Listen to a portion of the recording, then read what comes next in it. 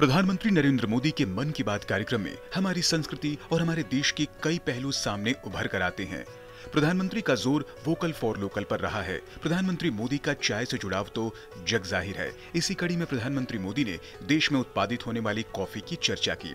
Araku coffee की चर्चा के बाद प्रधानमंत्री ने कोरापुट कॉफी की चर्चा की है, जो कि काफी स्वादिष्ट होती है। ओडिशा के कोरापुट में कई ऐसे लोग हैं जो अपनी कॉर्पोरेट जॉब छोड़कर कॉफी उत्पादन के काम में आ गए, जिससे उन्हें सम्मान और सफलता दोनों हासिल हुई।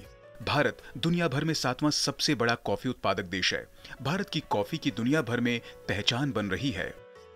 दुनिया भर में भारत की कॉफी बहुत लोकप्रिय हो रही है। चाहे कर्नाटका में चिकमंगलूर, कुर्ग और हासन हो, तमिलनाडु में पुलनी, शेवरॉय, नीलगिरी और अन्नामलाई के इलाके हो, कर्नाटका तमिलनाडु सीमा पर बिलीगिरी क्षेत्र हो, या फिर केरला में वायनाड, त्रावणकोर और मालाबार के इलाके, भारत की कॉफी की डाइवर्सिटी देखते ही बनती है।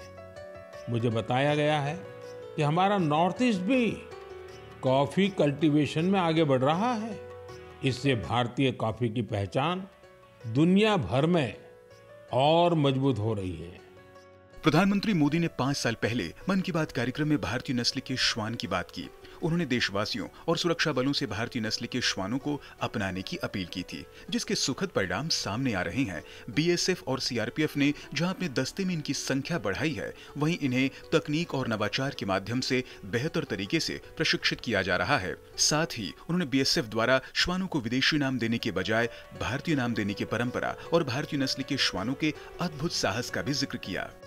पिछले वर्ष छत्तीसगढ़ के माओवाद से प्रभावित रहे क्षेत्र में गश्त के दौरान सीआरपीएफ के एक देसी श्वान ने 8 किलोग्राम विस्फोटक का पता लगाया था। बीएसएफ और सीआरपीएफ ने इस दिशा में जो प्रयास किए हैं, उसके लिए मैं उन्हें बधाई देता हूं। वैसे मुझे 31 अक्टूबर का भी इंतजार है।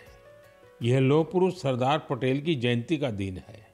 इस अवसर पर हर वर्ष गुजरात के एकता नगर में स्टैच्यू ऑफ यूनिटी के समीप विशेष समारोह आयोजित किए जाते हैं।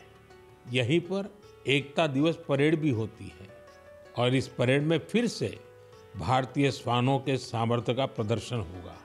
आप भी मौका निकालकर इसे जरूर देखिएगा।